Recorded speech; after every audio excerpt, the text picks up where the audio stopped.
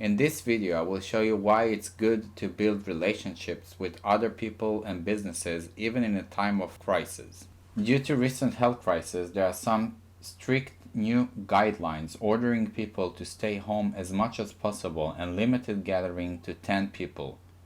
Sourcing in thrift stores or around a lot of people is not recommended at all and dangerous. We've built a relationship with a local businesswoman that gives us option to go pick houses before anybody else has a chance. The following video will show you what I picked inside the house.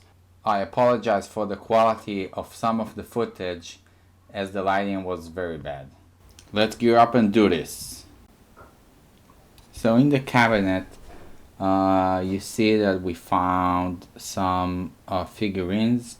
We always check figurines and statues. Some can be very valuable. They're usually small, lightweight, and easy to pack and ship. You can see that I look at the bottom of each one to check the brand's name. Those ones don't have any names, so they probably not so valuable. Good brands to be on the lookout for are Lalique, Goebel, Hummel, Watford, Ladro, Royal Doulton, Disney, and more. Just search eBay comps when you encounter a brand that you're unfamiliar with. Next, I'm scanning some books with my phone and attached barcode scanner. Nothing interesting here, but I did grab a signed Judith Leiber book. She's a famous handbag designer, but this one wasn't too valuable.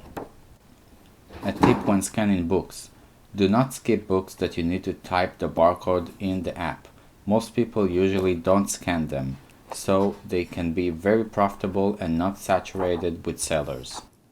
If the book looks interesting and unique and doesn't have any barcode, you can always scan it with the camera on your Seller Central app on your phone. Johnny, I like this. Here I found a sugar testing kit. We sold those a few times in the past and they sell instantly, usually less than a day. A quick $20. Sorry for the bad camera work here. Can I go downstairs? You can go anywhere you want to go, sweetheart. Oh, cool pictures.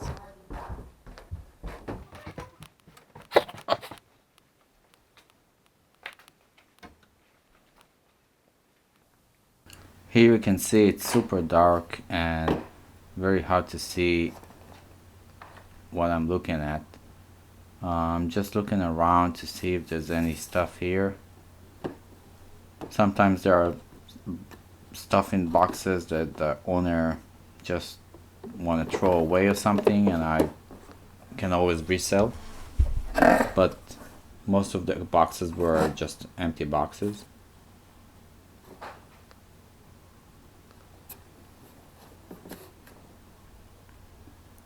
So here I see some electronics and a turntable and receivers and equalizers.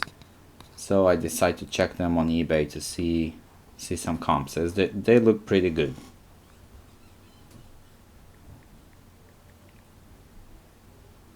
So I'm just typing in the name and the model of the turntable.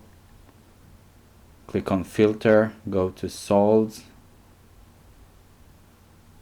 Couldn't find the exact model being sold, but just parts for it sold for a lot of money, so I decided to grab it.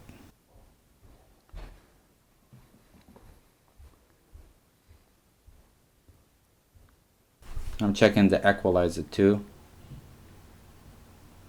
I also found the manual for it later.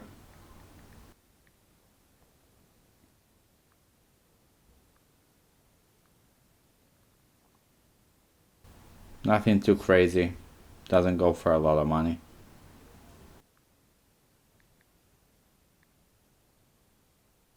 Those are two receivers. One is a receiver, one is an amplifier, and they were selling pretty good.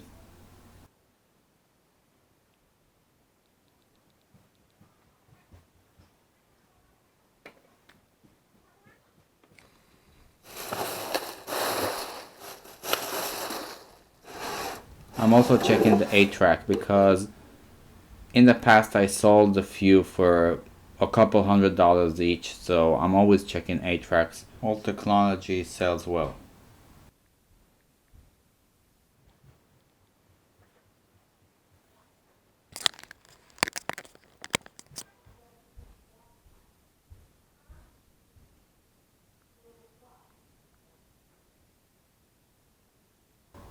I'm going to spare you the 10 minutes it took me to unravel all the cords. At the end I decided to take all the electronics because even though some are not so valuable, I usually get a good price, so I can flip them all and still make money. Here I'm still downstairs. The owner had a workshop with a lot of tools and really weird stuff.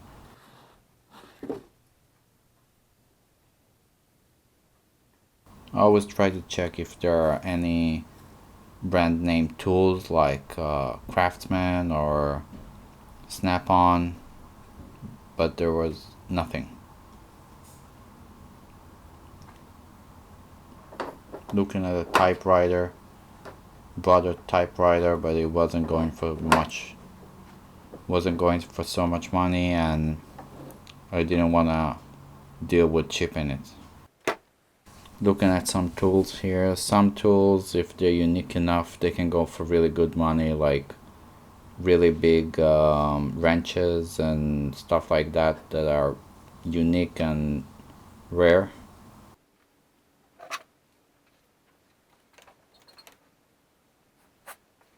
Toolboxes themselves, vintage toolboxes, they can go for a lot of money, just a toolbox without any tools inside. This wooden cabinet has wood carving set inside, so I opened it and I'm trying to see what's the brand.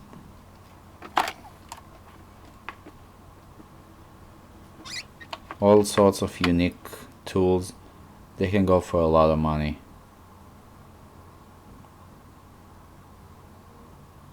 So at first I'm thinking about maybe leaving it, but then I decide to do a quick search, look at the brand name, maybe it's worth something. It doesn't look like it's gonna be hard to pack and ship. I'm not gonna take the cabinet itself, I'm just gonna take the tools.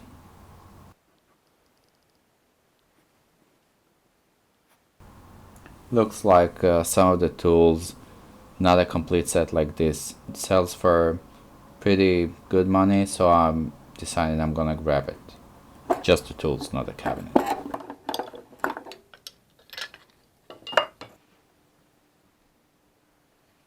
I was looking at the bottom shelves. He had some interesting tools, but I found another electronic. I decided to look it up, but it wasn't valuable and it wasn't in the greatest condition, so I decided to just leave it there. Then I found the Black & Decker, some sort of a sander or something like that in the box. Looks very old. I checked it. Again, was it valuable? So I left it there. But always check this kind of stuff because they usually go for good money and they sell pretty well because everybody needs them.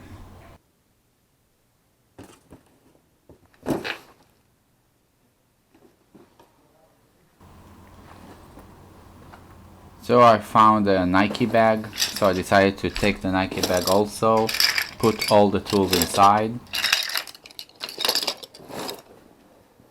So basically the pile is the only thing I'm gonna take from downstairs for now. Now I'm gonna go upstairs and see what else I can find.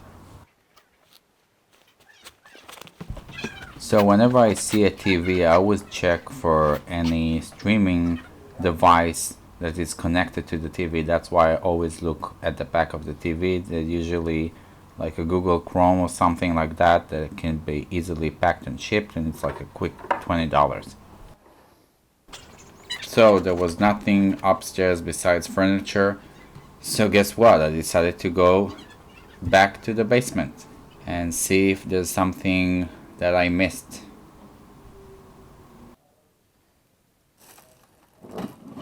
So I found this CD player, Sony CD player.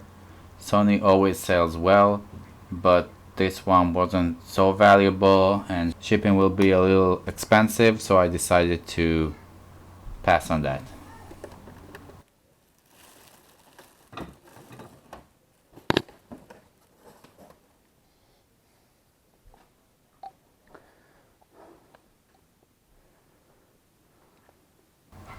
So still downstairs, I found a few records which I don't deal with, but I figured I'll take this because usually, as I said before, I get a really good price for everything. So I decided just to gamble. Some I kept, some I just left because I wasn't sure if they're valuable. I just took whatever seems in good condition and unique or interesting. Also, I want to mention that there's always a record guy somewhere, so if you get a lot of records in a good price and they're in good condition, just grab them. Usually you can post something on Craigslist and a guy will, at least one or two guys will come up and buy it off of you. Unfortunately, when it was time to negotiate price, my camera died, so I ended up spending $125 for all of it. I also took a small piece of furniture that I needed for my office. The sugar test kit will sell for about $25. All the electronics will sell for about $625. Records I can sell locally for $30. Worst case scenario if nothing is in there to sell online. And we also got some miscellaneous stuff that I can also sell online for about $40. So to break the numbers a little bit, the $30 for the local sales are the records. Online sales is $690, which we get net for about 60% of the online sales. So it's $414. So total net will be $444 from this single buy, which took me basically an hour and a half, but most of the time, like 90% of the time, I just talked with the businesswoman that I dealt with. So the moral of the story and the video is just to make as much connections and build as many relationships as possible, because they can be beneficial not only business wise but also socially. You can meet more people and get involved deeper and deeper into this business. Thank you for watching. If you like the video, please press on the like button and subscribe. Also, be safe. This is not the time to go outsourcing, to be honest. Just try to make your business more efficient from home if possible. Good luck, guys.